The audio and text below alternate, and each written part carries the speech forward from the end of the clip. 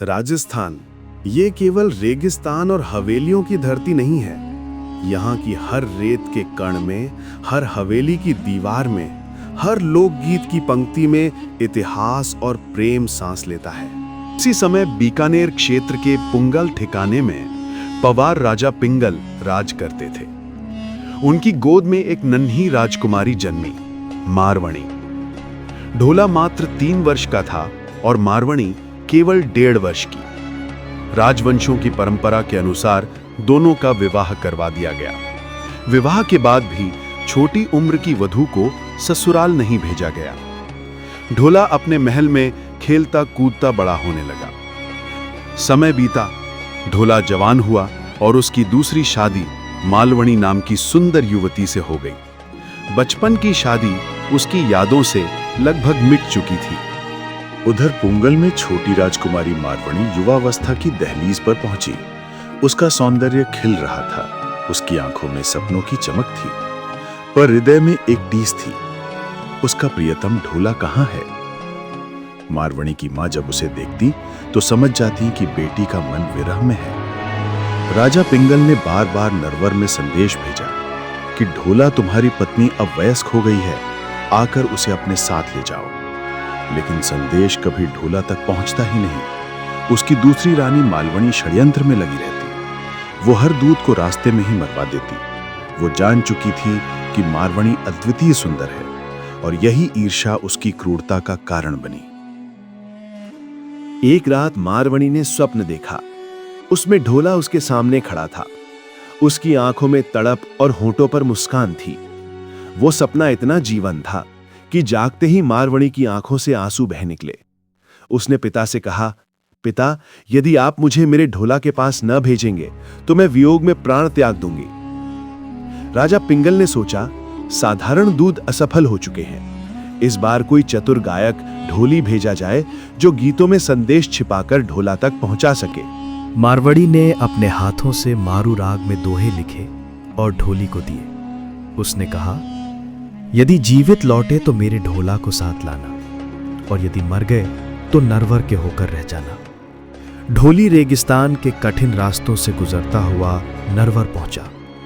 दिन में धूप की तपिश, रात में ठंडी हवाएं, रास्ते में डाकुओं और जंगली जानवरों का डर, पर मारवड़ी के संदेश ने उसे साहस दिया। एक रात ढोली नरवर पहुंचा। आसमान में काले बादल छाए थे, बिजलियां चमक रही थी, हल्की बारिश हो रही थी। इसी माहौल में उसने मल्हार राग छेड़ा। उसका स्वर गूंजा, ढोला नरवर सेरियां, धड़पुंगल गलियां हो। मारवणी और पुंगल का नाम सुनते ही ढोला का हृदय कांप उठा। उसे बचपन का विवाह याद आ गया। ढोली पूरी रात गाता रहा और ढोला राग पर झूमता रहा। सुबह ढोला ने उसे बुलाया। ढोली ने विस्तार से मारवणी का संदेश सुनाया। उसका सौंदर्य, उसका वियोग, उसकी तड़प। ढोला का हृदय उमड़ पड़ा।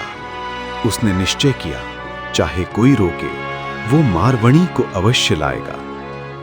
मालवणी ने लाख रोका, पर ढोला अपने तेज ऊंट पर सवार होकर पुंगल पहुंचा।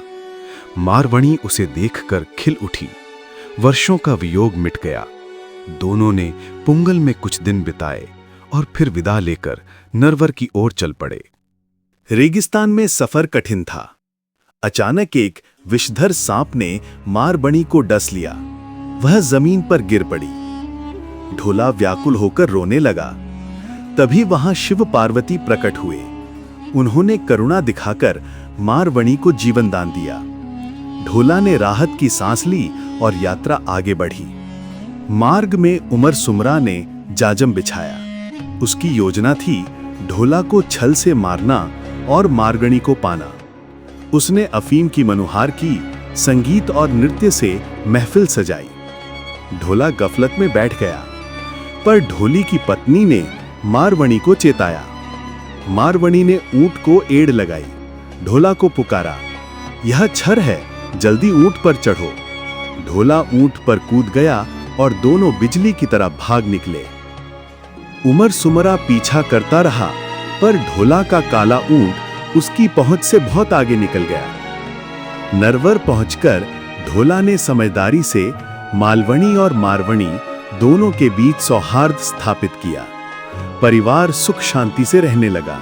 आज भी राजस्थान की महिलाएं तीज त्योहारों पर ढोला मारू के गीत गाती हैं। जब कोई अपने पति को ढोला कहकर पुकारती है तो यह प्रेम गाथा जीवित हो उठती है।